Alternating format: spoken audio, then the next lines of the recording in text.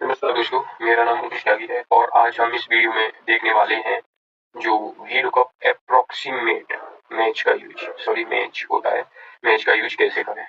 तो उसके लिए जैसे हम लोग टेबल को समझ लेते हैं। मेरे पास में ये एज वाली टेबल है जिसकी एज 1, 6, 18 और 30 और 45, 16 है, 60 है। अब इस एज को मुझे एज ग्रुप में तोड़ना है।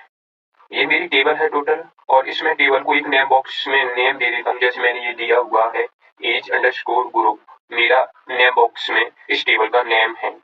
अब मुझे क्या करना है, यहाँ पे मुझे मेरे सामने अलग अलग एज दी हुई है। इस एज को मुझे एज ग्रुप में डिवाइड करना है, कौन सी एज किस ग्रुप में आएगी।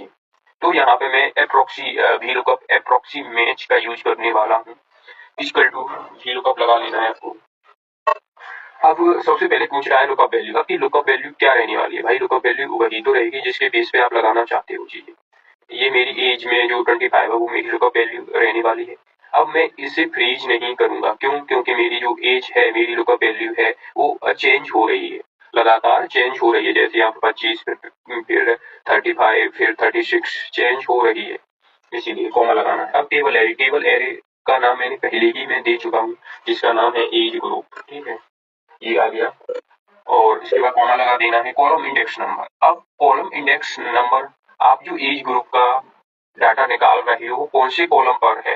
अब आप यहाँ से गिनोगे, स्टार्टिंग से ऐसे नहीं गिनना है, जहां से टेबल शुरू हो रही है वहीं से गिनना है। जैसे ये टेबल कॉलम नंबर 1 है, ये 2 है, तो 2 मेरा कॉलम इंडेक्स नंबर 2 हो जाएगा। अब कॉमा लगा देना है। अब ट्रू मतलब अप्रोक्सीमेट हम यहाँ पे क्यों लेंगे, क्यों लेंगे? क्योंकि देखो, आप जो ये 25 ले रहे हो एज, क्या ये आपको कहीं पर टेबल में दिख रही है? नहीं है ना। अप्रोक्स हम अंदाजा लगा रहे हैं कि ये 18 से 30 के बीच में हो सकती है।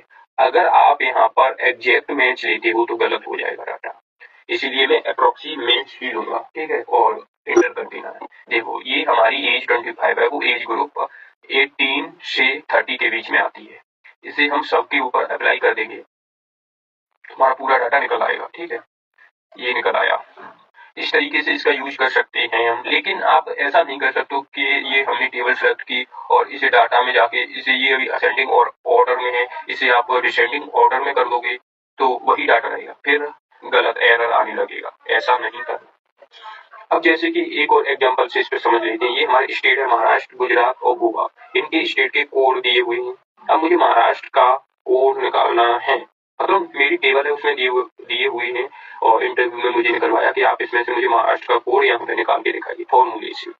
तो यहाँ पे हम लगाने वाले VLOOKUP। ठीक है, अब लुकअप वैल्यू महाराष्ट्र हो जाएगी मेरी। ठीक है, उसके बाद कॉमा लगा देना। टेबल एरे, कौन सी टेबल है? ये वाली टेबल है मेरी।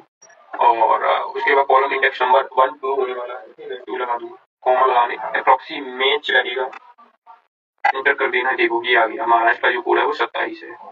इसे इस तरीके से कर देंगे तो टोटली आ जाएगा। तो इस तरीके से हमने आज सीखा कि हम अप्रोक्सीमेट का यूज कैसे कर सकते हैं VLOOKUP के साथ, विद VLOOKUP। ओके, मुझे उम्मीद है आपको ये वीडियो अच्छा लगा होगा। आज के लिए इतना ही।